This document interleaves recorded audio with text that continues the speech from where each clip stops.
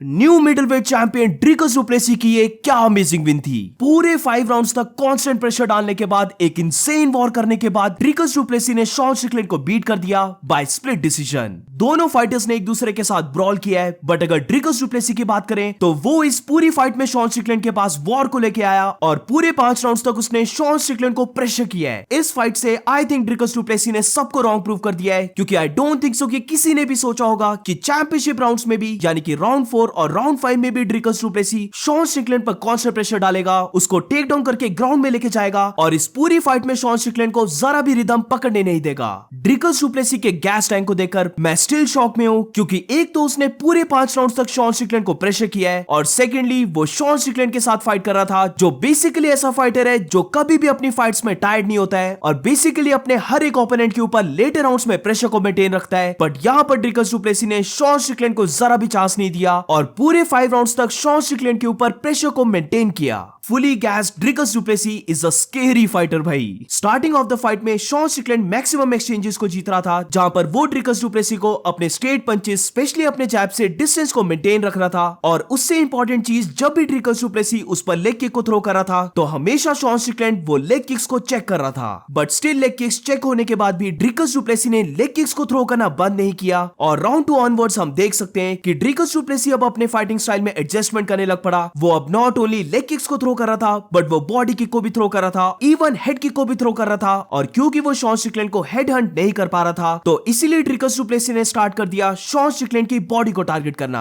ये सब करने के बाद राउंड 3 ऑनवर्ड्स हम देख सकते हैं कि ड्रिकस डु प्लेसी अब शॉन स्ट्रिकलैंड के फेस को भी टारगेट करने लग पड़ा था, जहां पर मोस्टली उसके लेफ्ट हुक्स या फिर left overhand punches Sean Strickland के फेस पे कनेक्ट होने लग पड़े। पूरा टाइम शॉन स्ट्रिकलैंड को बैक फुट में रखना ये बहुत बड़ी बात है। और जब राउंड 3 खत्म हुआ तो मुझे लगा कि अब Sean Strickland Dricus du Plessis को प्रेशर बैक करने लग पड़ेगा, क्योंकि ये चीज हम सब जानते थे कि ड्रिकस डु प्लेसी का गैस टैंक इतना ज्यादा नहीं था। बट ड्रिकस डु प्लेसी ने ऐसा बिल्कुल भी नहीं होने दिया और जब भी शॉन स्ट्रिकलैंड उस पर कपल ऑफ पंचेस को लैंड भी कर दे रहा था और देखने में ऐसा लग रहा था कि अब शॉन स्ट्रिकलैंड मोमेंटम को गेन करेगा, तो वहां पर ड्रिकस डु प्लेसी और ज्यादा एनर्जी को लेके आ रहा था, अपने वाइल्ड पंचेस को स्विंग करने लग पड़ा था, हेड किक्स को मारने लग पड़ा था। और ये सब से ड्रिकस डु प्लेसी ने फिर से शॉन स्ट्रिकलैंड के ऊपर प्रेशर को बनाए रखा। अब शॉन स्ट्रिकलैंड इस पूरी फाइट में मोमेंटम गेन नहीं कर पाया। इसका एक और रीजन था और वो था ड्रिकस डु प्लेसी का रेसलिंग करना। ऑलमोस्ट हर एक राउंड में ड्रिकस डु प्लेसी काफी अच्छे वे से शॉन स्ट्रिकलैंड को ग्राउंड में लेके जा रहा था और ये जो टेकडाउन्स थे ये शॉन स्ट्रिकलैंड को ग्राउंड में बीट करने वाले नहीं थे, बल्कि ये टेकडाउन्स बेसिकली एक माइंड गेम थे, क्योंकि अब शॉन स्ट्रिकलैंड को नॉट ओनली स्ट्राइकिंग की वरी करनी है, बट उसे ये भी वरी करना पड़ रहा था कि कहीं ड्रिकस डु प्लेसी उसे ग्राउंड में ना लेके चले जाए।